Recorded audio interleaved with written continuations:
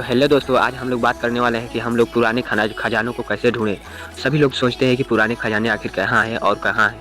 तो इस प्रकार से बातें आती हैं और सभी इंसान सोचता है कि आखिर प्राचीन काल के जो वह सभ्यताएं थी और काफ़ी पुराने पुराने लोग ने इन खजानों को कहाँ कहाँ चुराया है। तो भाई साहब, इस वीडियो में यही हम लोग पता लगाएंगे कि खजाना को कहाँ छिपाया गया था। थोड़ा थोड़ा हम हिंट करेंगे, आप ज़रूर समझ जाएंगे। तो भाई साहब, वीडियो को शुरू करते हैं।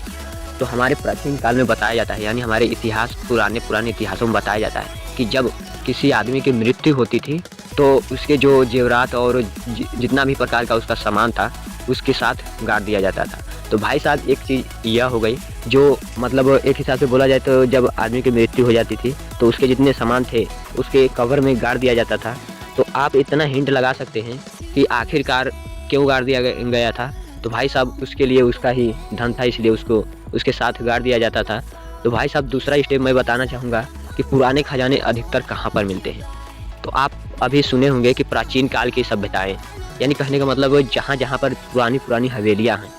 तो भाई साहब, इतना तो आप कर सकते हैं कि आपको वहाँ जाना पड़ेगा और वहाँ पर अजीब अजीब चीज़ों को देखना पड़ेगा कि मतलब क्या चीज़ है और कहाँ पर छिप सकता है। तो भाई साहब, मैं बता दूँ कि अगर आपको खजाना ढूंढना है तो आपको दिमाग का प्रयोग करना होगा, क्योंकि इतिहास इतना कमज़ोर नहीं है कि उसको समझ सके।